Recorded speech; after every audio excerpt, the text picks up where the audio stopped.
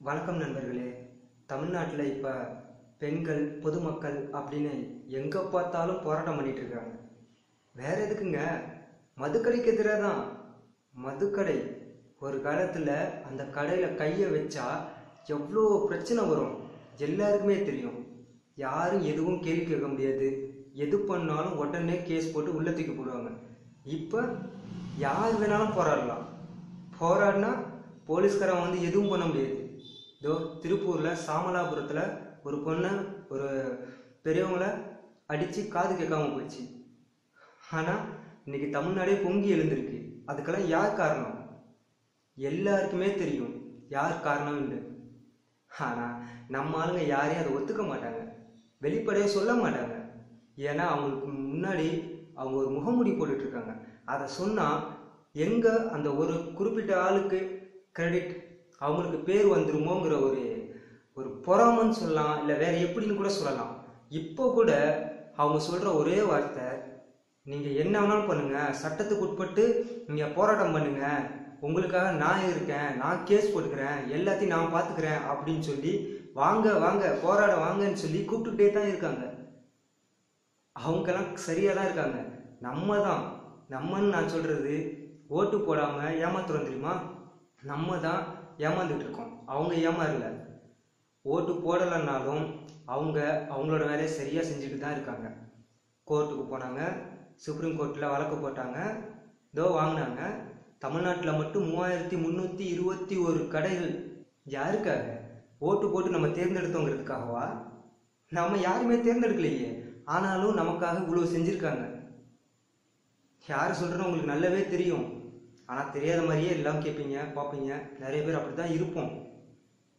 வேற யாரும் இல்லை, பாட்டாளி மக்கள் கட்சி தான். வழக்கறிஞர் பாலு தான் போட்டிருந்தார் கேஸு. இப்போவும் மருத்துவர் அன்புமணி ராமதாஸ் அவங்க தான் போராடுங்க, வாங்க, கடைகளை ஊருக்குள்ளே வைக்க விடாதீங்க அப்படின்னு இப்பவும் சொல்லிட்டு இருக்கவர். கொஞ்ச நாளைக்கு முன்னாடி சசி பெருமாள்னு ஒருத்தர் இறந்து போனாரே, அப்போ அவர் இறந்து போனப்போ நாங்கள் தான் காரணம், அவங்க மது ஒழிப்புக்காக நாங்கள் தான் போராடணும்னு அவ்வளோ பேர் குதிச்சாங்களே. இப்போ வர சொல்லுங்க. சாமலாபுரத்தில் ஒரு பொண்ணு அடிச்சாங்கல்ல, அப்போ வந்து பேச சொல்லுங்க. இல்லை மதுக்கடை இப்போ சட்டத்துக்கு விரோதமாக நடத்திக்கிட்டு இருக்காங்களே, அதை எடுக்க சொல்லி யாராவது போய் பேச சொல்லுங்களேன். யாருமே பேச மாட்டாங்க. அவங்களுக்கு அதை பற்றின கவலையே கிடையாது. ஏன்னா அப்போதைக்கு உங்களோட மைண்ட் செட்டப்பை தெரிஞ்சு வச்சுக்கிட்டு ஓட்டுக்காக அவங்கெல்லாம் நடிச்சுக்கிட்டு இருந்தாங்க. இப்போ பாருங்க, அன்னைக்கு அடித்த உடனே, அது தெரிஞ்ச உடனே அடுத்த நாள் ஹைகோர்ட்டில், சென்னை உயர்நீதிமன்றத்தில் உடனே வழக்கு தொடுத்தாங்க.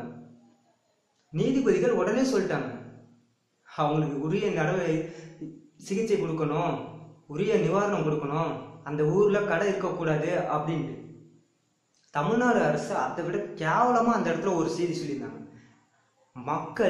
பொதுமக்கள், பெண்கள் டிஎஸ்பியை போட்டு அடித்தாங்கலாம், காவல்துறை வாகனங்களை போட்டு உடைச்சாங்களாம். கேவலமா இல்லை? நம்ம தேர்ந்தெடுத்த அரசாங்கம்.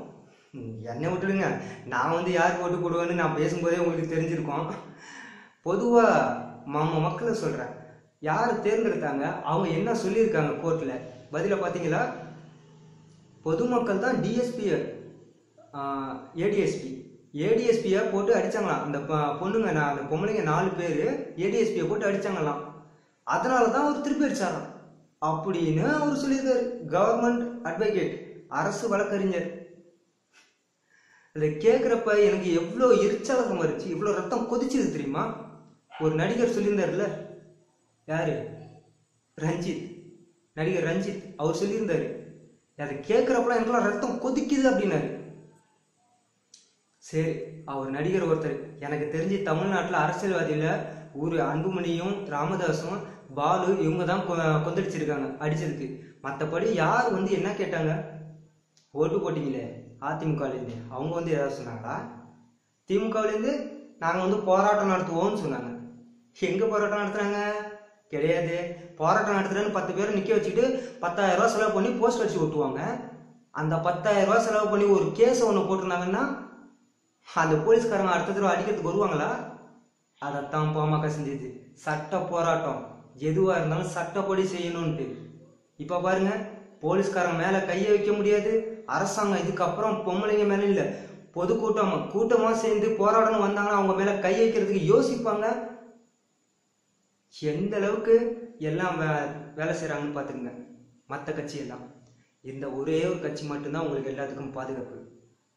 இதெல்லாம் உங்களுக்கு தெரியும். தெரிஞ்சுக்கிட்டு நீங்க கடைசி நேரத்துல எப்பவுமே எல்லாம் சொல்லி முடிச்சுட்டு ஆமாங்க எல்லாம் அவங்க தாங்க செய்யறாங்க அப்படின்னு எல்லாம் சொல்லுவோம்.